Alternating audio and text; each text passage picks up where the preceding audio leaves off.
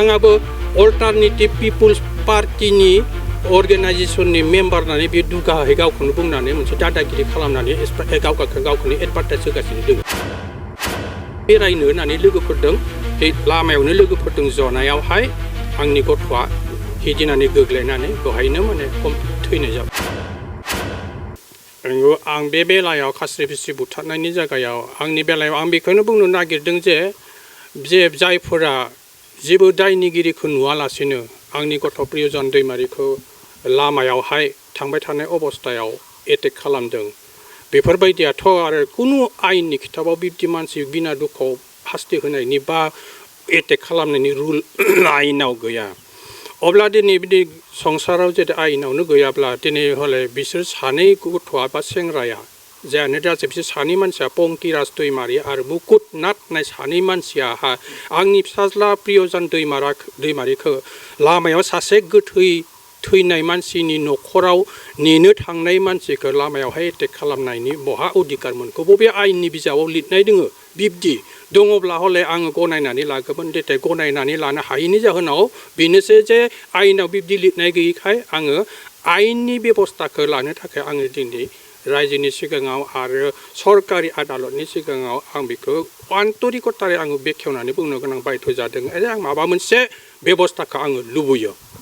Already माने थानाफ्राव बेबायदि मोनसे एजाहार होनाय जादों नंगौ बियो थार खोथा अलरेडि जिथुनिखि घटनाया बेखौ बुंनाया फिसालाखौ बुंनाया थांनाय 16 तारिखनि थैनायनि न'खराव थांदोंमोन बियो 17 तारिख खालि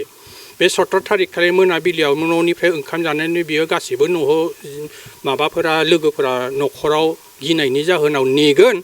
आंबो लोगोफोरजोंनो बिसोरजों नेजाबफाहैनोसै ओरैनानै बे हारसिंनो ओंखाम जानानै बे थांदोंमोन बे थांनायनि अबस्थायावनो लामायावहाय बिसोर सानैया फैनानै लोगो मोननायाव हठातै एटेक खालामनानै बेखौ गाज्रि माबा राव होनानै गाज्रि माबा आखाइजों दम होनानै बेखौ गाज्रि मोदोमाव पानिशमेन्ट होदों मारधर खालामदों एबा बुदों गतिके बे बुनायनि जाहोनाव माने आङो दिनै मा बुंगोन जे मा बुङा आं बेखौ जेबो बुंनो हाला जे फिजिकेलि जे माबोरै जादों बेखौ जोङो मेडिकेल ट्रिटमेन्टबो खालामदों आरो बे मेडिकेल ट्रिटमेन्ट खालामनायाव माखासे बाङाय इन्जुर मोनदों आरो बे इन्जुरा जोंथ' डक्टर नङा मेडिकेलनि मानसि नङा गतिके मा धरननि भितराव मा धरननि दुखु मोनदों दुखु मोनाखै बेखौ माने रिजाल्टआसो बुंगोन ओरैनो साननानै जोङो बिसोर सानैनि सायाव जे आयेना मा बुङो आं आयेननि हेफाजाब लाथारनांगोन होननानै साननानै आङो पुलिसनो बे 17 तारिख खालिनि केसनि माबानि उनाव घटनाया जाथाया जाखांनायनि उनाव आङो बिसोरखौ अपेक्षा खालामदोंमोन जे मानसियाथ' बुजाबाय जेला जे बिसोरनि न'खरनि परियाल मोननैबो साइडनि न'खरनि परियाला आंनि न'खरनि परियालाव फैनानै शरणागत जाफैथों उन्दै जाफैथों होमब्ला जोङो रायजोआ एबा समाजखौ लानानै आं न'खरनि परियालखौ लानानैबो आङो खेमा खेमि जागोन होमब्ला बे सबसे बेटार जोंनि समाजनि थाखाय ओरैनो साननानै आङो सानबाय थादोंमोन नाथाय दुखुनि बाथ्रा बेसांखिनि साननाय सत्तेयावबो अपेक्षा खालामनाय सत्तेयावबो बिसोरो आंनि न'खराव फैयाखिसै आरो जायफोरानोखि बुनाय बिसोरथ' दिनैहालागै सायखङानो जोंनि खाथियाव नुजाफैयाखै आरो निमाहाबो बिफायाखै बिसोरनि एगेन्स्टआव बिसोरनि फेभाराव बिनि बिमा बिनि बिफा आरो सानैसो न'खरनि परियाल लानानैसो आंनि खाथियावहाय गसंफैदों दा बे गसंफैनायावनो माने माखासे खोथाफोरखौ डिसिजननि सिगां सावरायग्रोनानै मा बेबस्था लानाय जायो बे बेबस्थाखौ लानो थाखाय जोङो सावरायबाय न'खरनिफोरजों ज' जानायनानै सावरायखांनायनि उनाव आङो बिसोरनि जिथु सानब्रै नेनाय सत्तेयावबो मानिखाय आङो बाध्यतामुलक आयेननि हेफाजाब लानांथारसिगोन होननानै आङो 22 तारिख खालि उदालगुरि आरक्षी थानानि भारप्राप्तनि खाथियाव आङो एफआइआर जारि खालामनाय जादों आरो बे एफआइआर जारि खालामनायनि उनावसो बिसोरो रायजोफोरा राबा न'खरनि परियालफोरा आंनि खाथियाव फैदों जे उन्दै जानानै जे एफआइआरखौ उथायनांगौ होनना बुंनायखाय आङो एफआइआरखौ डाइरेक्टै उथायनो हाया नोंथांमोना एफआइआरखौ आं उथायगोनब्ला जाय मानसिया दायनिगिरि बे दायनिगिरिखौ आंनि खाथियाव लाबोथों आरो दाय खामजानाय मानसिया खेमा होथों आरो दाय खामनाय मानसिया खेमा बियोब्ला बेयावहाय माबा मोनसे सलुसन जागोन ओरैनानै आं बिसोरनि सायाव आं डिमान्ड खालामदोंमोन नाथाय बिथांमोना बुंबाय जे बेखौसो जों लाबोनो हाया जुदि लाबोनो हायाब्ला बेथ' बहुत गोजानाव डिउटियाव दोङो गतिके डिउटियाव दोङो जेला बे थांबायानोसै गतिके जोंनो बिनि जानानै बंख परियाल जानानै नोंनि खाथियाव जोङो गसर गुसुर गाबफायदों निमाहा बिफायदों नोंथाङा अनुग्रह खालामनानै जोंनि मोखांखौ नायनानै जोंखौ माने FIR खौ उथाय लानांगौ होनना बुंनायखाय आंनि न'खरनि परियालफोरजों आं रायज्लायनानै समाजनि माखासे मुरब्बिजों रायज्लायनानै बिसोरनि जिथु रिकुवेस्टखौ आङो बाङाय एसे गनायनानै 50% आं गनायनानै लाबाय ओमफ्राय आं बुंबाय मा नोंथांमोना जुदि FIR खौ उथायनांगौबा हद भबिष्यत जुदि जेबो खालामाब्ला তেতিয়া হলে निस्सय माबा मोनसे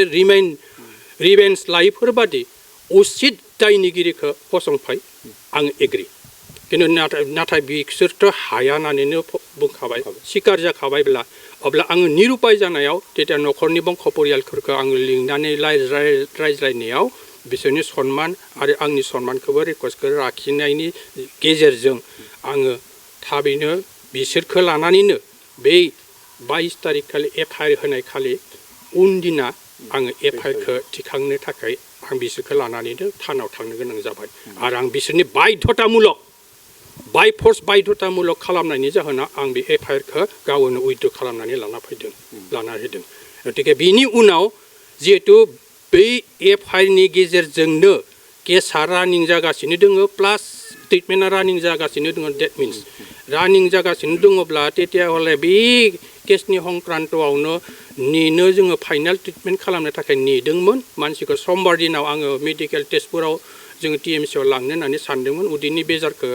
क्लियार खालामनो होननानै जिहेतु डक्टरा बुंनायखाय मोजां हस्पिटालाव लांनाया मोजां जागोन सिंनि प्रब्लेमनि खौरां ओंखायनो मोजां हस्पिटालाव लाङोबा मोजां होनना बुंनायखाय आं अपेक्षा खालामनायावनो जाहा समबार दिना खालि लांगोन होनना सानदोंमोन दुर्भाग्यबखत समबार दिनाखौ नेयालासे नेनायावनो सानब्रै सानथामनि सिगाङावनो दाखालि 24 तारिखनि मोनाबिलिनि 9ता बाजायाव सानैनि सासे कालप्रिट जायानिखि मुकुटनाथ उत्तमनाथनि गथ' बिथाङा बर्तमान BDPनि सेक्रेटारि जायखौ जोङो मोजाङै समाजखौ सालायग्रा गाज्रि खालामोब्ला बेखौ डमिनेट खालामग्रा दिनै बे समाजनि सासे मोजां खामानि मावग्रा मानसियासो समाजनि गाज्रिखौ मावनो फोरोंनानै टिचिं माने फोरोंगिरि हिसाबै जे गाज्रिखौसो दिनै फोरोंलांबाय थादों सासे मुख्य समाजनि मोजां खामानिखौ दैदेनग्रा लिडारा अब्ला जोंनि साननो गोनां रायजो राजा बेनो दि जे सासे PDPनि सेक्रेटारि बा प्रेसिडेन्टनि दायित्वआ माबादि जानो हागौ दा बियो सांखिनि जाथावना जानो हागौ बा जानांथारगौ बिनि जिथु केरेक्टार मरेलिटि केरेक्टार बे मरेलिटि केरेक्टारा दिनै जोंनि संबिजितनि मेगनाव नायथ'बा भारतीय आयेननि बिधिनि मेगनाव माबादि नुजादों बेखौ जोङो लुबैदों जे बिनि जिथु केरेक्टार बे केरेक्टारा मुंख'जाथाव नंथारा मानोना बियो रायजोनि सिगाङाव मुगैजाथाव बिनि गेजेरावनो आरो जिजन बिदों लोगो पंकिराज दैमारि बिफाया फिलिप दैमारि बुरासुब्रि गामिनि खोब दुखु गोनां गामियासो दुरनाम जादों बे मथे बिसोरनि सासे बेक्तिनि थाखाय सारा हल गामिया मोनसे दुरनाम फैदों दा बे दुरनाम फैनाय मानसिखौ बिसोरनि रायजोआबो होबथानांगौ पानिशमेन्ट होनांगौ दिनै बिथाङाबो अल्टारनेटिभ पिपुल्स पार्टिनि अर्गेनाइजेसननि मेम्बार होननानै बे दुगाहै गावखौनो बुंनानै मोनसे दादागिरि खालामनानै गावखौनो एडभार्टाइज होगासिनो दङ आरो बिनिबो सासे पलिटिकेल अर्गेनाइजेसनब्ला बे अर्गेनाइजेसनाथ' मोनसे समाज सिबियारि अर्गेनाइजेसन दिनै हले बे अर्गेनाइजेसना दिनै समाजनि सिगाङाव मोजां आखुखौ दिन्थियालासिनो गुबुन मोनसे गाज्रि आखुखौ जुदि दिन्थियोब्ला दिनै हले बै अल्टारनेटिभ पलिटिकेल पार्टिया हट भबिष्यत थांनानै थानायनि लाइनाव फैदों ना कमप्लिटलि दिनैनो डिस्ट्रय जानायनि लामायाव फैदों रायजोनि मेगन देखाव बेखौ खोब गोथौयै सानना नायनाया मोजां बेनिखायनो जोङो अल्टारनेटिभ पार्टिनि सोद्रोमा बाला बियो बिथाङा बुंनाय गावनि खुगानि बुंनाय बादियैब्ला जेतिया हले बे अल्टारनेटिभ पलिटिकेल पार्टिखौ बे दिनैनो बियो माबा खालामबाय डेट खालामबाय बदनाम खालामबाय थारमाने डेट खालामबाय फुथारबाय गतिके पार्टियाबो बिनि सायाव सम्पूर्ण रुपे इनिशिएटिभ लानांगौ आरो एक्सन लानायखौ आङो लुबैयो बेवहाय ओंखाम जानानैसो हिदनाबो थांदोंमोन ओरैनो बेरायनो होननानै लोगोफोरदों बे लामायावनो लोगोफोरदों जनायावहाय आंनि गथ'आ हिदिनानै गोग्लैनानै बेवहायनो माने कमप्लिट थैदों ओमफ्राय थैनायनि जाहोनाव आं दाहाथ' निरुपाय जाबाय ओंखायनो 25 तारिख खालि माने गथ'फोरखौ आङो थैबाय जेला जायानो दा जाथों आं केसखौबो आं उइथड्र खालामनायनि एग्रिमेन्टआव थाबाय जेला गतिके आङो रायजो लानानै मण्डली ख्रिस्टान समाजनि मानसिफोरखौ लानानै आङो खबर होनोसै होननानै आङो सानदोंमोन। बेबायदिनो गासैबो आबसुनि अर्गेनाइजेसननि मानसिफोर आरो गासैबो जिखुनु अर्गेनाइजेसननि मानसिफोरा जुथुमनानै आंनि सेक्लाव फैनायखाय आं मानसिखौ खबर होनो साननाय अबस्थायावनो